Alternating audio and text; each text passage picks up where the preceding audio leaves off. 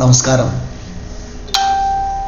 ഞാനിന്ന് നിങ്ങളുടെ മുന്നിലെത്തിയിരിക്കുന്നു ബ്ലസ്സിയുടെ ആടുജീവിതം സിനിമയിലെ ഒരു ബിംബ കൽപ്പനയെക്കുറിച്ച് സംസാരിക്കുവാനാണ്. അങ്ങനെയാണല്ലോ ആസ്വാദനം. നമുക്ക് ആദ്യം കണ്ടു, അല്ലെങ്കിൽ ആദ്യം വായിച്ചു, അതിൽ നിന്നും വ്യത്യസ്തമായ ഒരു അനുഭവമാണ് രണ്ടാമത് കാണുമ്പോൾ നമുക്ക് കാണാൻ പറ്റാതെ പോയ ചില കാര്യങ്ങളൊക്കെ നമ്മളവിടുന്ന് വീണ്ടെടുക്കുന്നത്. അങ്ങനെയാണല്ലോ അതിൻ്റെ ആസ്വാദനം പൂർണ്ണമാകുന്നത്. അപ്പോൾ ഒരു നോവൽ നമ്മൾ ആദ്യം വായിച്ചു, രണ്ടാമത്തെ വായനയിൽ, പുനർവായനയിൽ വേറൊരു അനുഭവമായിരിക്കാം നൽകുന്നത്. അതിൻ്റെ സത്തയിൽ നിന്നും മാറാതെ തന്നെ വ്യത്യസ്തമായിട്ടുള്ള ഒരു കാഴ്ചപ്പാടായിരിക്കാം നമുക്ക് ആ സിനിമ, അല്ലെങ്കിൽ ആ നോവൽ, അല്ലെങ്കിൽ ആ കൃതി നമുക്ക് നൽകുന്നത്. ഇവിടെ ബ്ലസ്സിയുടെ ആടുജീവിതം എന്ന ഈ സിനിമയിൽ ജലത്തിൻ്റെ ഒരു വലിയ ഒരു ബിംബം ആ സിനിമയിൽ അങ്ങോളം ഇങ്ങോളം ആദിമധ്യാന്തം ആ സിനിമയിൽ ഉൾച്ചേർന്ന് കിടക്കുന്നുണ്ട്. ജലം എന്ന ഒരു ബിംബം. നജീബും ഹക്കിമും അവിടെ ചെന്നിറങ്ങുമ്പോൾ, ഇറങ്ങിയതിന് ശേഷം അവരെ രണ്ട് അറബികൾ കൂട്ടിക്കൊണ്ടു പോകുമ്പോൾ നജീബ് ചോദിക്കുന്ന ഒരു ചോദ്യമുണ്ട്, അല്പം വെള്ളം തരാമോ എന്ന് ചോദിക്കുന്നുണ്ട്. ഈ വെള്ളം തരാമോ എന്ന ചോദ്യം, വെള്ളത്തിൻ്റെ വില നിനക്കറിയില്ല എന്ന് മറ്റൊരിടത്ത് അയാളുടെ കഫീൽ അയാളോട് പറയുന്നുണ്ട്. കഫീൽ അയാളെ ബോധ്യപ്പെടുത്താൻ ശ്രമിക്കുന്നുണ്ട്, വെള്ളത്തിൻ്റെ വില നിനക്കറിയില്ല.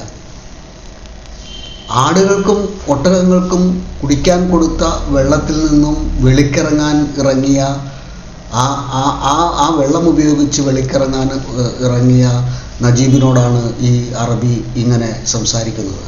അപ്പോൾ വെള്ളത്തിൻ്റെ പ്രാധാന്യത്തെക്കുറിച്ചാണ് അവിടെ സംസാരിക്കുന്നത്. ഇവിടെ ആടുകൾക്കും മാടുകൾക്കും അവർക്കും ആ അറബിക്കും ഉള്ള വെള്ളം പുറത്തുനിന്ന് കൊണ്ടുവന്ന് ഒരു ടാങ്കിൽ നിറയ്ക്കുകയാണ് ചെയ്യുന്നത്. ആ കാഴ്ച വളരെ മനോഹരമായിട്ടുള്ള, അല്ലെങ്കിൽ അത് വളരെ നമ്മുടെ ഉള്ളിൽ തട്ടുന്ന ഒരു കാഴ്ചയാണ്. അതിന് പ്രസക്തിയുണ്ട്. കാരണം വെള്ളം എന്ന് പറയുന്നത് മനുഷ്യ ശരീരത്തിൽ 80% മനുഷ്യ ശരീരത്തിൽ വെള്ളമാണ്. ജലമില്ലാതെ മനുഷ്യന് ജീവിക്കാനായിട്ട് സാധിക്കില്ല. ജലത്തിൻ്റേതായിട്ടുള്ള എന്തെങ്കിലുമൊക്കെ ഒരു അംശം ഉള്ളിൽ ചെന്ന് കഴിയുമ്പോഴാണ് അവൻ മനുഷ്യനായി മാറുന്നത്. അപ്പോഴാണ് മനുഷ്യനിൽ നിന്നും മൃഗമായി മാറുന്നത്, മൃഗീയമായ വാസനകൾ ഉണ്ടാകുന്നത്. ആ മൃഗങ്ങളിൽ ഉള്ള ആ ആക്രമണകാരികളായിട്ടുള്ള മൃഗങ്ങളിൽ ഈ ജലത്തിൻ്റെ അംശം കുറവായിരിക്കാനാണ് സാധ്യത എന്നാണ് എനിക്ക് തോന്നുന്നത്. മനുഷ്യരിൽ 80% വെള്ളമാണ്. അപ്പോൾ അവൻ്റെ മനസ്സും ആ വെള്ളത്തിൻ്റെ ഒരു ഭാഗമാണ്. ജലം മനസ്സാണ് എന്ന് പറയുന്നത് ഒരു പക്ഷേ അങ്ങനെ ഉള്ള ഒരു അവസരങ്ങളിൽ ആയിരിക്കാം എന്ന് ഞാൻ വിചാരിക്കുകയാണ്. അതിനുശേഷം ഈ ടാങ്കിൽ വെള്ളം കൊണ്ടുവന്ന ആളോട് ചോദിക്കുന്നുണ്ട്. അപ്പോൾ വെള്ളം അതിന് തൊട്ട് മുമ്പ് എങ്ങനെയാണ് പിന്നെ ഞാൻ വെളിക്കിറങ്ങുക എന്ന് ചോദിക്കുമ്പോൾ ഹിന്ദിക്കാരൻ പറയുന്നുണ്ട്. അയാൾ മണൽ എടുത്ത് കാണിച്ചുകൊണ്ട് പറയുന്നുണ്ട്, ഇങ്ങനെയാണ് ഇവിടെ എന്ന് പറയുന്നുണ്ട്. ജലത്തിന് പകരം മണലാണ് ഉപയോഗിക്കേണ്ടത് എന്നാണ് അയാൾ. നോക്കൂ, രണ്ട് എൻഡുകളാണ്. ജലം എന്നത് സൗമ്യതയും മണൽ എന്ന് പറയുന്നത് കഠോരമായ ഒരു കാര്യവുമായി മാറുന്നത് നമ്മൾ ഇവിടെ കാണുന്നുണ്ട്. ഈ ജലം ടാങ്കിൽ കൊണ്ടുവന്ന ജലം അടിക്കാൻ വന്ന ആളോട് പറയുന്നുണ്ട്, നജീബ് പറയുകയാണ്, എന്നെ നിങ്ങൾ റോഡ് എത്തിക്കണം എന്ന് പറയുന്നുണ്ട്. അങ്ങനെ പറയുന്ന സമയത്ത് ഈ അറബി വന്ന് വഴക്ക് ഉണ്ടാക്കുകയും നജീബിനെ മർദ്ദിക്കുകയും ഒക്കെ ചെയ്യുന്ന സമയത്ത് ഈ ടാങ്ക് നിറഞ്ഞു പോവുകയാണ് ചെയ്യുന്നത്. നമ്മളത് ശ്രദ്ധിക്കാതെ പോകരുത്. ടാങ്ക് നിറഞ്ഞു പോകുമ്പോഴാണ്, എന്തുകൊണ്ടാണ് ടാങ്ക് നിറഞ്ഞു പോയത്, അതിനെക്കുറിച്ച് ശകാരം വർഷിക്കുകയാണ് ഈ അറബി ചെയ്യുന്നത്. അപ്പോൾ ആ ടാങ്കിൽ നിന്ന് വെള്ളം ഊർന്നിറങ്ങി മണലിലൂടെ ഇങ്ങനെ ഒലിച്ചു പോയി അത് ഒരു നദിയായി മാറി. നമ്മുടെ നാട്ടിലെ ഒരു നദിയായി മാറി, പച്ചപ്പുകൾ ഉള്ളിലൂടെ ഒഴുകുന്ന ഒരു നദിയായി മാറുകയും അവിടെ നജീബിൻ്റെയും സൈനുവിൻ്റെയും വിവാഹത്തിൻ്റെ ദൃശ്യങ്ങളൊക്കെ കാണിക്കുകയും ഒക്കെ ചെയ്യുന്നു.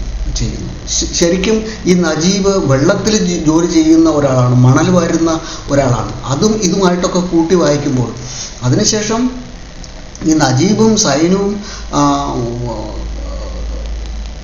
ഓടത്തിലെ വഞ്ചിയിലെ വള്ളത്തിലെ മണലിൽ കിടക്കുകയും അവർ പിന്നെ മണലാരണ്യത്തിൽ കിടക്കുകയും പിന്നീട് നജീബ് മാത്രമായി മാറുകയും നജീബിൻ്റെ ഓർമ്മകൾ കാണിക്കുന്ന സമയത്താണ് ഇതെല്ലാം സംഭവിക്കുന്നത്. അപ്പോൾ ജലത്തിന് വളരെയധികം പ്രാധാന്യമുണ്ട് ഈ സിനിമയിൽ. ഇന്ന് പോകെ പോകെ നമുക്ക് അവസാനം ഇവർ നജീബ് എവിടെ നിന്നാണ് വെള്ളം കുടിക്കുന്നത്? അതും ഈ സിനിമ തുടങ്ങുന്ന സമയത്ത് തന്നെ ജലത്തിൻ്റെ അടിയിൽ നിന്നുള്ള ഒരു കാര്യമാണ് കാണിച്ചതിന് ശേഷമാണ് ഈ സിനിമ മണലാരണ്യത്തിലേക്ക് പോകുന്നത്. ടൈറ്റിൽ രംഗങ്ങളാണെങ്കിൽ പോലും അർത്ഥമുള്ള ഒരു കാര്യം തന്നെയാണ്. ഈ സിനിമയിൽ ജലത്തെക്കുറിച്ചുള്ള സൂചനകളും സുചിതങ്ങളും ഒക്കെ വളരെ അർത്ഥവത്തായിട്ടുള്ള ഒരു കാര്യം തന്നെയാണ്. പിന്നീട് ഇവർ രക്ഷപ്പെട്ട് ഓടുന്ന സമയത്ത് ഈ ഇബ്രാഹിം തൻ്റെ കൈ മുറിച്ച് ചോര കൊടുക്കുന്നുണ്ട് ഹക്കീമിന്. ചോരയും ജലമാണ്, നമ്മൾ അത് മനസ്സിലാക്കുക. പിന്നീട് ജലമന്വേഷിച്ചാണ് പോകുന്നത്. ജലമന്വേഷിച്ച് പോകുന്ന സമയത്ത് അവിടെ ഒരു ഒട്ടകം ചത്ത് കിടക്കുന്നതായിട്ട് ആ മണലാരണ്യത്തിൽ ഈ ഇബ്രാഹിം ഹക്കീമിനോട് പറയുന്നുണ്ട്. അത് വെറും മരുപ്പച്ചയാണ് എന്ന് പറയുന്നുണ്ട്. എങ്കിലും ഹക്കീമിന് വേണ്ടത് ജലമാണ്. എല്ലാവർക്കും വേണ്ടത് ജലമാണ്. എല്ലാവർക്കും വേണ്ടത് നന്മയാണ്. ഇതാണ് ഈ സിനിമ മുന്നോട്ട് വയ്ക്കുന്ന ജലമെന്ന് പറയുന്ന ആ ബിംബത്തിലൂടെ മുന്നോട്ട് വയ്ക്കുന്ന ഒരു കാര്യം എന്ന് പറയുന്നത് അതാണ്. അങ്ങനെ പോകെ പോകെ ഹക്കീമിൻ്റെ മരണത്തിന് ശേഷം മണൽ കാറ്റൊക്കെ വീശി ചുഴലിക്കാറ്റൊക്കെ വീശി അങ്ങനെ പോകുന്ന സമയത്ത് ഇവർ ഒരു പച്ചത്തുരുത്ത് കാണുന്നുണ്ട്. ഒരു പച്ചത്തുരുത്താണ് അവിടെ കാണുന്നത്. ആ പച്ചത്തുരുത്ത് കണ്ടതിന് ശേഷം അവിടെ ആ ജലത്തിലേക്ക് ആണ്ടുപോകാനാണ് നജീബ് ഉദ്ദേശിച്ചെങ്കിലും നജീബിനെ പിടിച്ചു നിർത്തുകയാണ് ചെയ്യുന്നത്. ഇബ്രാഹിം പിടിച്ചു നിർത്തുകയാണ് ചെയ്യുന്നത്. എന്നിട്ട് ഇബ്രാഹിം വേറൊരു സാധനത്തിൽ കൊണ്ടുവന്ന് തുള്ളിയായിട്ട് ഇയാളുടെ ചുണ്ടത്ത് ഇറ്റിക്കുകയും ഇയാൾക്ക് കൊടുക്കുകയും ആണ് ചെയ്യുന്നത്. പിന്നീട് നോക്കുമ്പോൾ നമ്മൾ കാണുന്നത് ഇയാൾക്കൊരു കുപ്പി കിട്ടി. ആ കുപ്പിയുടെ ഉള്ളിൽ നിറയെ മണലായിരുന്നു. ആ മണൽ ഊറ്റിക്കളഞ്ഞതിന് ശേഷം ആ കുപ്പിയിലാണ് അയാൾ ജലം നിറച്ചിട്ട് നജീബിന് കുടിക്കാൻ പാകത്തിന് വെച്ച് കൊടുക്കുന്നത്.